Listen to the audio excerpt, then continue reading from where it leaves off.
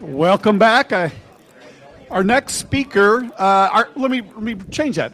Our previous speaker was from MasterCard, who is a member, the organization is a member of this CERIAS Strategic Partnership Program for less than a year. We have a lot going on with them. And we're excited about that opportunity, and what a great talk, and we're happy to hear. On the other end of the spectrum, who we are also very happy is here, but the relationship with CERIAS goes back more than 20 years, and we're now celebrating our 21st year. So our speaker now is from Lockheed Martin, Mr. Rob Hale, or is it Dr. Rob Hale? Not yet. Okay, not yet, okay. December. So Rob Hale, who is a Lockheed Martin Fellow with Cybersecurity, and we're pleased that you're here. Thanks, Rob. Thank you. Okay, so I put this on myself, so I don't know if this is going to work right or not. Since I've already screwed up passing my slides already once today. I was actually going to ask how many people out here own an F-35 and give them one. But we really couldn't after the thing in Japan here recently. That's a joke that all my business development people are going to hate.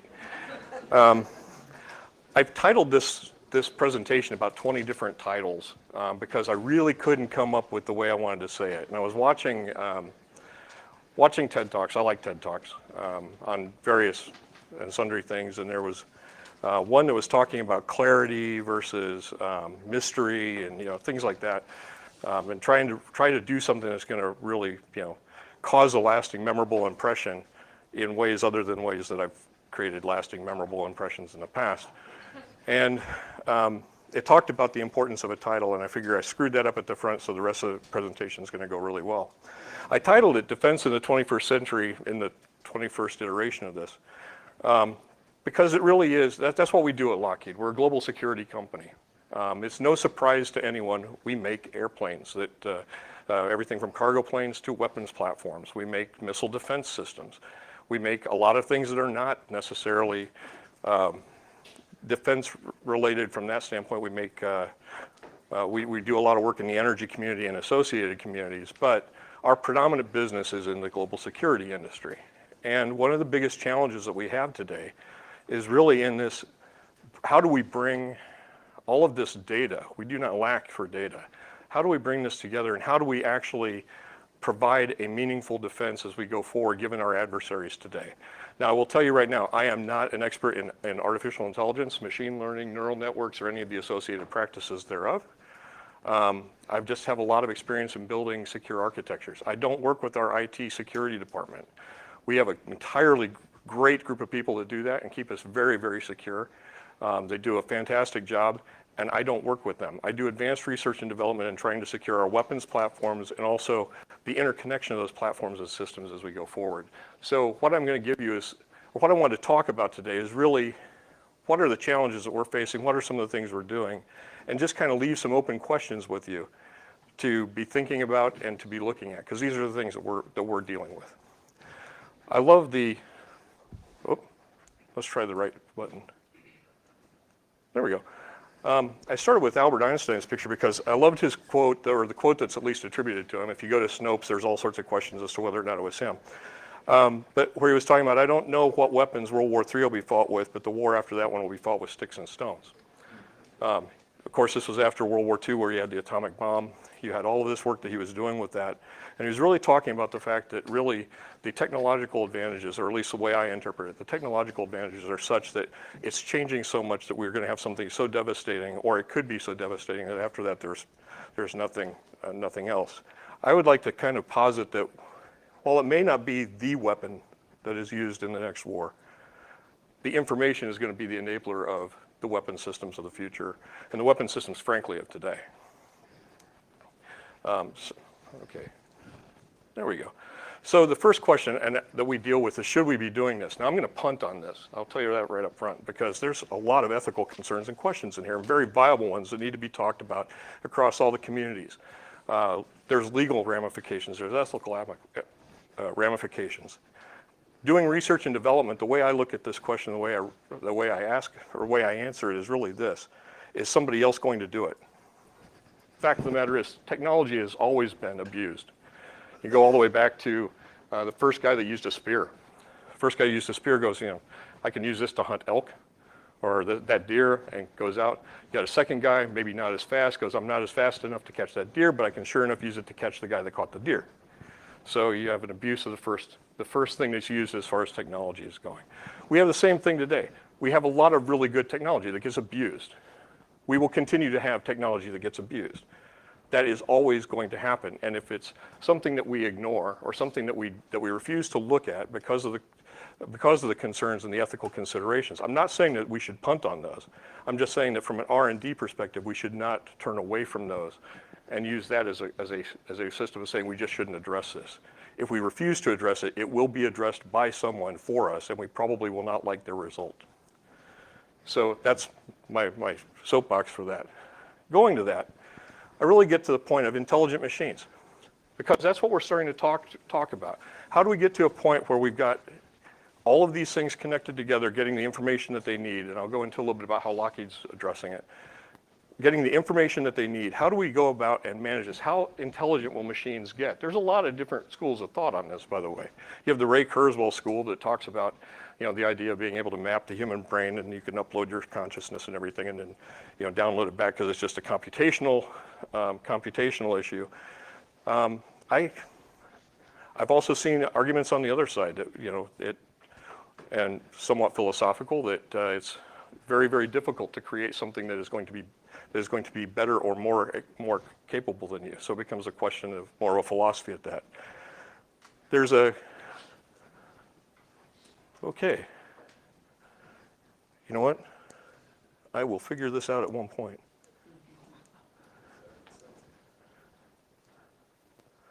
We already have discussions about whether or not the self-driving car, we've seen those types of the questions about what about the question the self-driving car makes. It was a really great point that was made that a sticker on a stop sign can actually thwart that at the moment.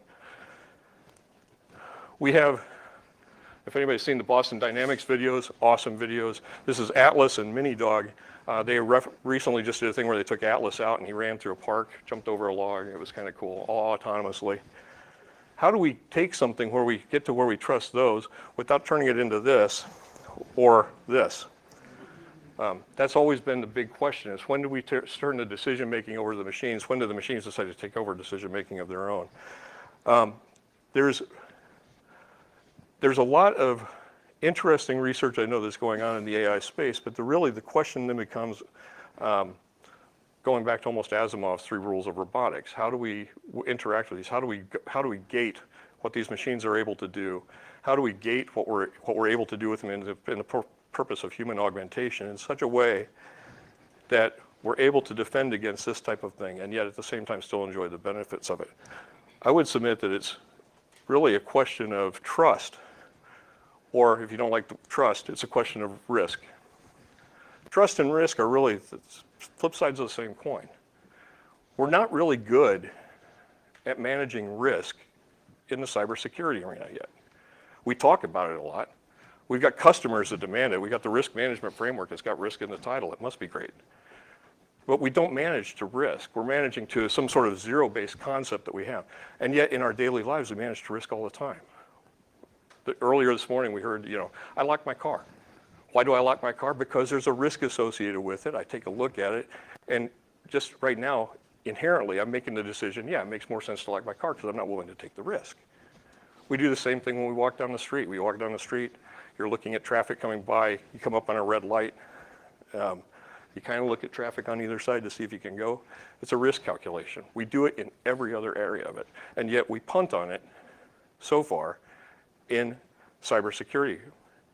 Not necessarily as professionals, we all believe in it, but getting it adopted and understood as a concept of level of acceptable risk. I really like the point that was made earlier this morning by Mr. English. We're talking about how we can't trust these underlying machines. We need to reintroduce the concept of skepticism. Part of the reason that the information operations worked with Russia in 2016, part of the reason that worked was because we tend to, as a society, believe everything that comes out of that box. If we saw it, it must be true, especially if it lines up with what we want to believe is true in the first place. So we don't really have this concept yet of risk-based decision-making when it comes to this point. And that's something that I believe is a real key to getting to a future where we're able to use autonomous systems and AI systems, particularly where they interact. We're going to have to demonstrate that they have a level of trust or a level of acceptable risk that we're willing to tolerate. And then, by the way, tolerate it. I've seen, matter of fact, I would ask, how many people out there have customers or have organizations that they're in that have this concept of, yeah, we've got a level of acceptable risk, and then want to shoot the messenger anytime something goes wrong? I've got one hand in the back, which means I've got a lot of people in denial. That's okay. I've been in denial for a long time. So that's one of the things that we're trying to address. One of the things we're trying to address in Lockheed is actually how do you get to a level of risk or a level of trust that says, you know what, the decision the machine's going to make on this is no worse than the average human being is going to make, given the same data. I mean, realistically, we want to try and drive it to zero, but how many times have we made the right risk decision, or how many times have we made a wrong risk decision and then had to figure out how to return from that? That's what resiliency and robustness is all about. How intelligent will machines get? Well, anybody know when this took place? This is Kasparov and Deep Blue. This is their second match. 1997, 22 years ago this year. Deep Blue actually defeated Garry Kasparov. Heard a great talk by Garry Kasparov. He was talking about the fact that one of the things that was kind of interesting is his legal team actually negotiated to where they would get a record of all the games that Deep Blue played in competition for him to review before going into his competition. The sum total of those games was 0. It never played a competition game, which denied him information he could use about learning how Deep Blue actually, how its algorithms worked. However, Deep Blue basically destroyed him in that series. That was 22 years ago. Fast forward 20 years, we have AlphaGo. Go is a much more complex version or complex game than chess. And yet we now have AlphaGo defeating in 2017, again, 20 years later, defeating the leading human in Go. 20 years. Now, there were a couple of technology changes and improvements over the course of 20 years. There was a thing called the iPhone that came out. There was iPods, things like that. But it goes to talk about how we're now starting to look at and how we're trying to train, and we're training machines that are able to do distributed algorithms much faster and make decisions based on not 100% information in order to get there. So I would, before I get to what Lockheed's doing, so I would speculate, and again, it's speculation, we're going to run into this at an ever increasing rate. It took 20 years to get to this step. I would submit that it's not a linear kind of growth in that technology and that learning level. I would say that it's probably more exponential. I don't have a factual basis for that or a statistical one. Those are not necessarily the same. But I do have a belief that given the other patterns I've seen in technology growth, that we're going to start to see more and more of this work.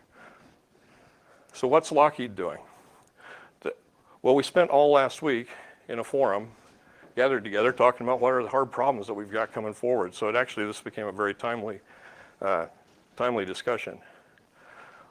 We're looking at an integrated battlefield. We're looking at the fact that we've got sensors everywhere, whether it be airborne, whether it be spaceborne, whether it be just a programmable logic controller node somewhere sitting there. We have ground systems, we have missile systems. All these things talk, but not necessarily to each other. That is still a big capability gap that exists across the industry today. Now, there are some translation things. We're seeing a lot of movement across all of the defense industry in trying to bring those types of things together. But there's a very basic concept of, if these things are going to communicate to each other, first, we need to actually make them communicate with each other. I mean, be able to listen to each other and talk to each other. Secondly, we're trying to take the data that we're getting from all of this, that we're able to turn into individual pieces of information and say, okay, can we create a global situational awareness, not for each of those machines that are sitting out here, but can we create it in such a way that they can create a mission unique situational awareness? If I've got a missile system sitting on the ground out here somewhere, missile defense system, it may not necessarily care if it's sitting in, say, Japan. It may not necessarily care what's going on in Europe. It may not be relevant to it, but there may be aspects that would be relevant.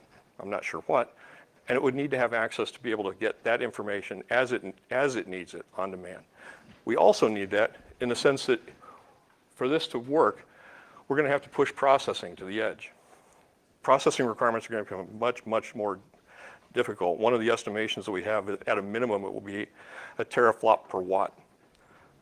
Current processor technologies out there, if you're looking at really, really high performance processors, are about 1/10 of that right now, a teraflop per watt. So think 45 watts, 44 watts, you're looking at 44 teraflops of processing. Sorry, teraflop per watt per second. You get to that kind of level of processing, is going to take a hardware change, but it needs to be focused to how do we start to integrate the systems together and get them to talk and understand each other, and then how do we get them to do their own cognitive decision making at those points. How do we get them to understand the environment that they're living in themselves, and understand from there how to trust the machines around them and what level of trust that is, because it's also probably not going to be 100%. Some of the other things that we've been doing, and getting a little close on time. Okay, I have to talk about this, and this is Alpha Pilot. Alpha Pilot's one of the fun things that Lockheed gets to do, unlike our new Space Scent cologne, if anybody saw that on April 1st. Okay, nobody did. If you get a chance to use the Wayback Machine, go back to April 1st, read our Space Systems company. Space Company came out with a new cologne that smelled like space. It was this new joint venture that we were getting into. And it was April Fool's Day. They did make some samples, though. I'm trying to get my hands on it. Alpha Pilot. Lockheed Martin has joined up with NVIDIA and the Drone Racing League to create an autonomous drone race where I forget how many teams were chosen. We're in the third round of down selects for that for the year. There'll be a race at the end of the year, autonomous race. The drone itself will learn about the course as it flies it and will compete against other drones that are learning it. And each of the teams has different algorithms. They all get the same equipment. It's this equipment right here. They get the exact same equipment, exact same platform. It's an NVIDIA, I think it's a Xavier platform that they'll be using for their programming purposes. But that's going to happen later this year. There's a $1 million prize to the winning racer or race team, and the very first autonomous drone that defeats a human pilot in a drone race actually gets another $250,000 bonus. So it'll be something interesting. The Drone Racing League is going to be televising it. I believe that's on like the 5th or 6th or 8th ESPN channel that's out there. But if you look at Lockheed's website, we'll probably have some sort of announcement about it. This is actually an older technology. This is called the Mule. Mule is designed to follow around combat troops and carry their bags for them. This is autonomous. It's designed to actually focus in with them, and they load it up and it follows them around as they go. It's not necessarily pre-programmed with any particular route. It's just an autonomous vehicle that's designed to help them with that. This is one of our newer launches. It's one of the Sikorsky had been working on for a while. They actually showed a helicopter drone identify and land on a cargo ship. It actually was I forget what it was, but a cargo ship out in a river. From there, they've actually now developed a truly unmanned aircraft, unmanned helicopter, and they've started working with unmanned teaming with different purposes. So I've got a helicopter and I've got a drone, and those two are able to communicate with each other and are able to conduct missions together and then go off and separately and then come back together. It's a very fascinating time. It's part of one of the things that we've been looking at in addition to manned-unmanned collaboration. Unmanned collaboration of different types. And this is actually it gets to my unmanned collaboration as well. The ability for drones to be unmanned wingmen for pilots. Take the number of pilots down that we have in the air that are at risk, and actually bring in drones that can actually work with them to achieve different types of missions, and have different types of drones that are able to assimilate different types of missions as they come through dynamically. So with that, I think I've given us about, what, 5 minutes or 10 minutes for questions? I've lost Joel. So I'll end with a picture. That's my favorite airplane. I'll end with that. I'll take any questions that you might have. We have about 10 minutes. 10 minutes? Perfect.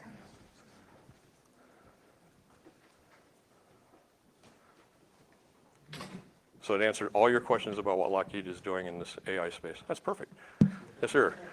I'm starting to read a little bit now about Army Futures Command and their experimentation with multi-domain operations. Yep. And so, for example, an artillery battalion on land can now see a ship that's 10 miles offshore, and that goes into your point about that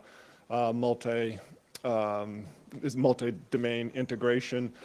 But will it get to the point where the operator in the artillery piece or the artillery missile just can't handle all of the information they're seeing? It's a great question, and it's one of the ones that we brought up as part of the hard problems, and that gets back to that mission unique or mission specific situational awareness that we're looking at. One of the problems with multi-domain operations, among many of the problems with multi-domain operations, is how do you keep from flooding the human with too much data? How do you provide them information that is what they need, but also with an understanding of what their options are to a certain point. We've got actually several different groups that are working on that. We have a large focus on that common operating picture, frankly, just to see what that should look like. How can you make a user-defined common operating picture that would be specific, that would be good for that? Going beyond that, as we get into more of the cognitive architectures, one of the things we're looking at is how do we provide that same operator, not just with that information, but information as to here are recommendations, and here's our confidence level in what those recommendations are, and give them more of that kind of thing. One of the things that was brought up was Waze.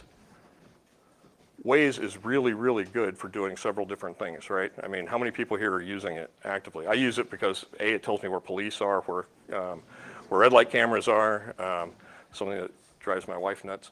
And then I use it because if something happens, it'll dynamically reroute me. Well, we need that same capability, which already exists. We need that same kind of capability in the defense area to help with the similar kinds of things, of being able to say to that same group, okay, here's the ship, but the ship's actually starting to go to this path, so these options are going to disappear on you. We now recommend that these recommendations move up with a certain level of confidence in them. Thank you. Sir? Can you comment at all on steps that Lockheed is taking to secure the AI part of the autonomous systems? I can to a certain extent. What I can say is that we're looking into, well, number one, we're looking at how we go about sharing and or not sharing some of the information from the different types of systems. So if you've got, again, I'm not an AI expert, but if you've got neural networks doing one set of processing and you've got machine learning that's been doing another set of learning and those types of things, we're now looking at ways that the training, for example, the training systems can be used to poison the training set, so that the training set now becomes skewed. We're looking at ways to turn around and validate that, or ways to take, it's actually a lot easier in some cases because we know what the parameters for the operation of a certain system should be. So we know that maybe there's only a certain set of commands or a certain set of traffic that should be going over this type, or over this data link. And so we're able to profile that much easier and create training sets out of that. So we're doing a lot of those types of things. It is still a very, very big open issue from especially the training side. How do you trust that your training data, how do you trust that you're not training for the test to go ahead and, and prove that you're at 90%. So that's one of the things that we're trying to do on it. There's a lot of other activities in our space systems company in particular, and I know in our missiles and fire command, our fire control business area also working at that space. We have a lot of work on how do we go back and bring that in. Now, a second question that kind of comes out of that is how do we know that we're actually on the right path of developing things? And so we're doing a lot of really early stage R&D with, we've opened up a new AI and machine learning laboratory that's a virtual laboratory, extends all the way across Lockheed Martin, that's that's basically being used right now for certain specific R&D projects, just to help us learn better what types of techniques are better for which types, and not look at trying to solve everything with one type of learning system. Thank you. Sir. So this is a question from a very academic standpoint. Is in the academic world, there's a lot of work going on in securing machine learning, securing AI techniques. How much of this do you see is ready for adoption in your mission critical systems, and how much do you have to develop straight off from scratch? That is a great question. That's one of the biggest challenges we run into. And frankly, we don't just run into it with university research, we also run into it with laboratory research. With some of the national labs. A lot of the research that we get will take things to a level which works in a certain isolated type of environment but hasn't been used or spread out to the kind of size, extended to the type of size or the types of complexity that we run into. And so there generally is a lot of, even if we've got notional use cases that we use when we're working collaborative projects with the universities, we're finding that it requires an awful lot of additional research after that back internally to adapt it to a much larger system. The principles are generally very, very sound. It's the how do we apply them to disparate weapon systems that frankly have been developed under way different parameters. A lot of it going forward is looking pretty good because we're able to kind of normalize and take some of that and go forward very nicely. But we've got an awful lot of equipment out there to retrofit as well. Matter of fact, you go back to some of the stuff that we have in space has been around for decades. And so we got some issues there, but it does take an awful lot. Generally, I don't know, I would almost look at, Derek is here keeping me honest. I would almost say it's at least a 2-year effort for us to take something and that's a fast track if we're able to speed it. Now, part of that's speed of Lockheed too. But thank you. Are there any other questions or comments? Why is that your favorite plane? Why is that my favorite plane? There's a lot of reasons for that. Part of it was when I was stationed at Castle, they were just decommissioning the SR-71s, and we had one come in to come in for static display. And I'd always read about them, and then seeing that thing in flight was just amazing. Now, that's not to say that I don't like a lot of our other airplanes that are created both by Lockheed, by Boeing, Northrop. I mean, there's a lot of ones out there, but this has been my favorite. And the fact that we were a KC-135 base, and KC-135 held the speed record, Los Angeles to DC, or Los Angeles to New York, until the SR-71 broke it. And it had been like 2 hours and 17 minutes. The SR-71 did it in 68 minutes, the same route. So, nice airplane. If you ever get a chance to see it out in DC, there's at Varhese. All right, well, thank you very much for your time. I appreciate it.